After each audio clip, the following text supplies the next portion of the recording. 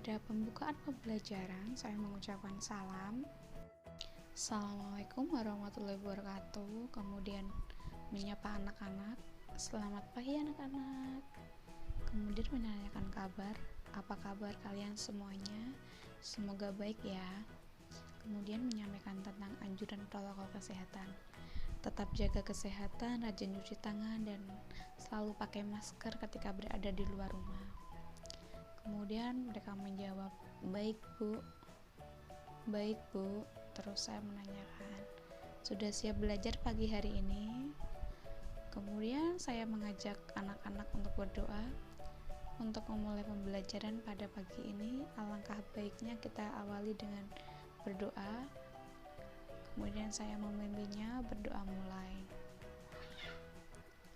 Setelah berdoa selesai, saya menyampaikan tentang materi yang akan diajarkan pada pagi hari ini, pembelajaran apa aja yang akan kita bahas nantinya. Jadi pagi ini kita akan belajar menelaah struktur dan ciri dari bahasa teks hasil observasi. Nah, sebelum menelaah struktur dan ciri bahasa dari teks laporan hasil observasi ini, kita harus pahami dulu mengenai tentang struktur dan ciri bahasanya. Nanti ibu akan bagikan link video, silakan tonton dan dipahami materi yang akan ibu jelaskan dalam video. Jika ada yang ingin ditanyakan, silakan bertanya di grup kelas ini ya. Untuk jangan lupa menyebutkan nama, nomor absen dan juga kelasnya. Setelah itu saya memberikan materinya di dalam grup kelas ini. Itu materinya silakan disimak sembari menyimak YouTube, kemudian yang sudah saya bagikan linknya sebelumnya. Dalam YouTube ataupun PowerPoint yang saya bagikan itu di dalamnya memaparkan tentang telaah tentang struktur dan juga ciri bahasa dari teks laporan hasil observasi. Yang pertama ada struktur umum dari teks laporan hasil observasi. Ya, ini merupakan pengantar umum. Ada juga deskripsi bagian, kemudian simpulan, kemudian ada penjelasan umum tentang klasifikasi umum, yaitu sebuah pernyataan umum atau definisi umum yang berisi definisi umum yang merupakan informasi tambahan dari subjek yang telah diobservasi. Kemudian ada deskripsi bagian, di mana di sini ada deskripsi dari bagian dari objek yang telah diteliti. Misal binatang itu bisa menjelaskan tentang ciri khusus dari binatang tersebut, kemudian makanannya, kemudian jika tumbuhan itu bisa ciri dari tumbuhan tersebut, kemudian manfaatnya, kemudian ada juga jika tempat nanti bisa mendefinisikan tentang tempat tersebut. Terakhir ada simpulan. Simpulan ini berisi tentang ringkasan umum hal yang telah dipaparkan. Jadi dari deskripsi tadi yang pertama, kemudian digabung dengan deskripsi bagian, kemudian disebutkan di akhir. Ciri bahasa dari teks LHO ini adalah menggunakan kata benda atau nominal, menggunakan kata kerja atau verbal, kemudian ada juga konjungsi atau yang biasa disebut dengan kata hubung, kemudian menggunakan istilah pada bidang tertentu atau istilah-istilah bahasa asing yang digunakan dalam teks LHO ini. Kemudian sembari peserta didik menyimak YouTube ataupun materi yang sudah saya berikan, saya menyuruh presensi kali ini ada di YouTube dengan menuliskan nama, nomor presensi dan juga kelasnya. Kemudian ada peserta didik yang menjawab, "Nggih Bu." Itu merupakan respon di mana mereka mengerti dengan perintah yang sudah saya berikan. "Nggih Bu." Terus saya setelah menunggu beberapa menit untuk peserta didik menyimak video YouTube yang sudah saya berikan, kemudian saya memberikan kesempatan untuk peserta didik bertanya. silakan yang mau bertanya. Tapi tidak ada yang bertanya. Karena tidak ada yang bertanya, kemudian saya memberikan pertanyaan kepada peserta didik. Jika tidak ada yang ingin bertanya, ibu akan memberikan pertanyaan kepada kalian ya. Nah, setelah melihat video YouTube ataupun melihat materi yang sudah ibu berikan, coba jelaskan pemahaman kalian tentang 3 struktur teks LHO ini. Jangan lupa tuliskan nama, nomor absen kalian ya. Kemudian dijawablah sama peserta didik. Yang pertama ada Kenita Wahyu Triasih, nomor absen 14. Dia menyebutkan ada 3 struktur dari teks LHO ini. Yang pertama ada pernyataan umum yang berisi tentang informasi umum berupa nama Latin, asal-usul, dan lain-lain. Kemudian yang kedua ada deskripsi bagian berisi bagian-bagian hal yang dilaporkan. Ketiga ada simpulan berisi ringkasan umum atau hal yang dilaporkan. Kemudian ada juga Putri Monalita nomor absen 22. Dia menyebutkan ada 3 struktur, yakni pernyataan umum, deskripsi bagian, dan juga simpulan. Pernyataan umum ini merupakan berisi tentang informasi umum. Kemudian deskripsi bagian berisi bagian-bagian yang dilaporkan. Kemudian ada simpulan, yakni berisi ringkasan umum atau hal yang dilaporkan. Kemudian ada juga Agus Wahyudi nomor absen 2. Dia juga menyebutkan bahwa ada 3 struktur dari teks LHO ini. Yang pertama ada pernyataan umum, 2 deskripsi bagian, dan 3 simpulan. Kemudian ada Sofi Waladunjana. Sofi juga menyebutkan ada 3 struktur dari teks LHO ini. Yang pertama ada pernyataan umum atau definisi umum, kemudian ada deskripsi bagian, yang ketiga ada simpulan yang berisi ringkasan umum dari suatu hal yang telah dilaporkan. Selanjutnya ada Aditya Rian Saputra nomor absen 1 menyebutkan bahwa struktur dari teks LHO ini ada 3, yakni pernyataan umum, deskripsi bagian, dan juga simpulan. Kemudian ada juga Nini Kumalasari nomor absen 19.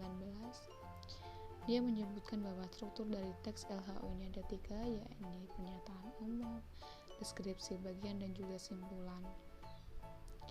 Kemudian ada juga Siti Khalifah nomor absen 26 menyebutkan 3 struktur LHO ini ada 3, yakni pernyataan umum, deskripsi bagian, dan juga simpulan.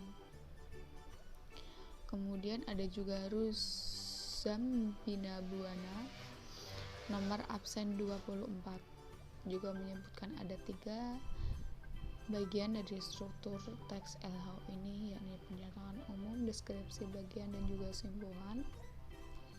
Kemudian ada juga Ari Eka Setiawan nomor absen 6. Ari ini juga menyebutkan ada 3 bagian dari struktur teks LHO ini.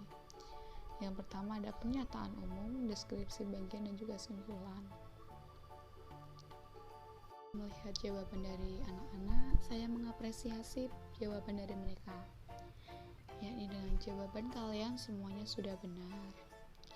Kemudian di sini saya memberi penegasan tentang materi yang sudah saya berikan.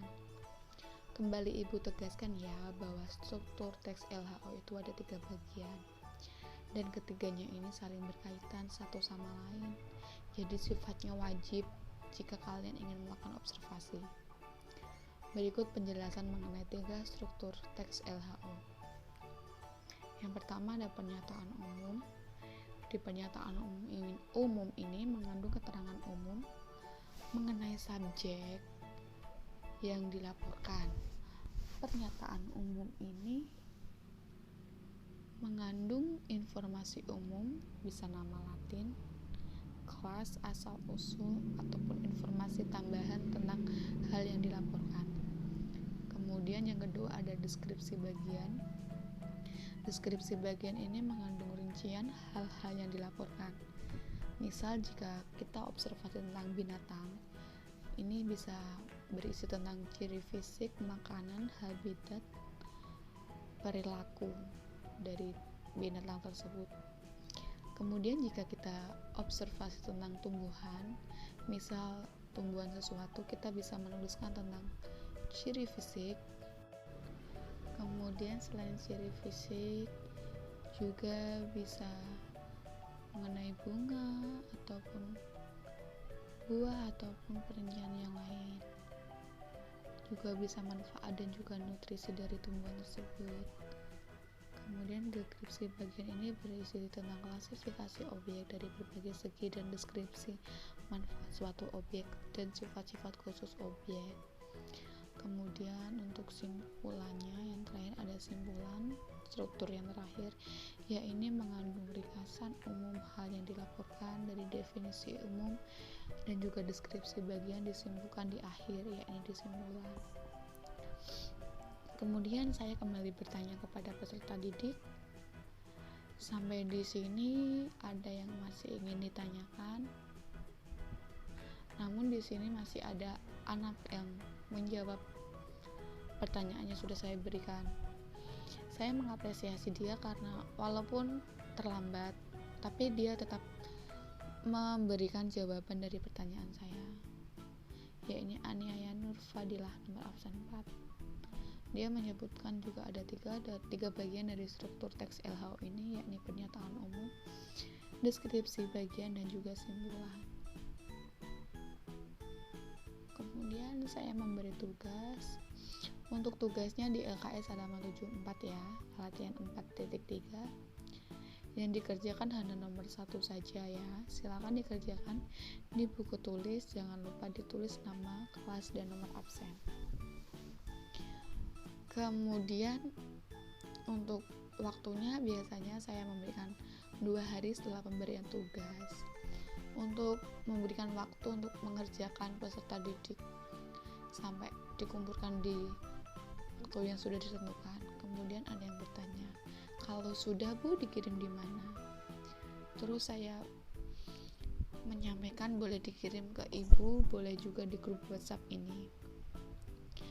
Kemudian saya mengakhiri pembelajaran. Sebelum mengakhiri pembelajaran pagi ini, alangkah baiknya kita berdoa terlebih dahulu. Berdoa mulai. Setelah berdoa selesai, saya mengakhiri pembelajaran. Kemudian memberikan semangat juga. Selain memberi semangat, saya juga memberikan anjuran untuk mematuhi protokol kesehatan. Pembelajaran pagi ini Ibu akhiri, semoga kalian semua sehat semua. Salam untuk kedua orang tua kalian, tetap semangat, tetap patuhi protokol kesehatan, semangat belajar jarak jauh. Wassalamualaikum warahmatullahi wabarakatuh.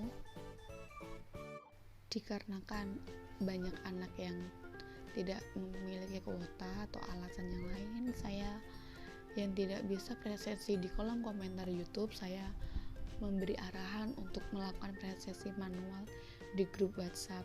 Di sini ada Siti Khalifah nomor absen 26 kelas 7A, kemudian ada Ari Eka nomor absen 6. Ini ada Desti yang masih menjawab pertanyaan dari saya. Desti juga melakukan presensi manual di grup WhatsApp. Kemudian ada Fardan Arya Firmansyah nomor absen 11 kelas 7A. Ada juga Rifai Arya Ramadan nomor 23 kelas 7A. Kemudian ini ada Muhammad Farzril yang masih mengirimkan tanggapan ataupun jawaban dari pertanyaan yang sudah saya berikan. Saya tetap mengapresiasi walaupun menjawab terlambat. Kemudian ini ada juga Isna Aulia nomor absen 13. Ada Kenita Wahyutri Asi nomor absen 14. Agus Wahyudi nomor absen 2. Kemudian ada Ruzam Bina Buana nomor absen 24. Ada juga Nini Kumalasari nomor absen 19. Jadi di sini ada sebagian besar anak tidak bisa membuka YouTube dengan kendala kuota ataupun yang lain, saya juga tidak tahu. Kemudian ada Muhammad Ferry Firmansyah dan juga ada Egi Destir Irofan. Di sini yang presensi di YouTube ada 15 anak. Ini ada Aulia Agea nomor absen 5. Kemudian ada Rama Maulana Alvino Putra nomor absen 21 kelas 7B. Nama Agus Wahyudi dari kelas 7A nomor absen 2. Kemudian ada Kesya Azhara Ramadan nomor absen 16 kelas 7B. Kemudian ada Aroyan Surya Saputra nomor absen 4 kelas 7B. Ada Putri Monalita nomor absen 22 kelas 7A. Kemudian ada Celestia Avalia Renata kelas 7B nomor absen 6. Ada Satria Eka Nugraha nomor absen 24. Kemudian ada Muhammad Fajril Firmansyah nomor absen 15. Ada juga Ilabila Puspitasari kelas 7B nomor absen 13. Jadi di sini sebagian besar mereka presensi melalui grup WhatsApp karena mungkin mereka tidak bisa membuka YouTube dengan kendala sinyal ataupun kuota. Kemudian ada Dava nomor absen 7 kelas 7B.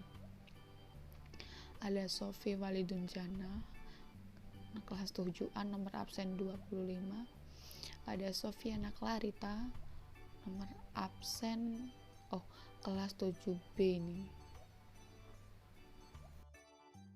Demikian tadi pembelajarannya, karena memang banyak anak-anak yang melakukan presensi manual lewat presensi WhatsApp.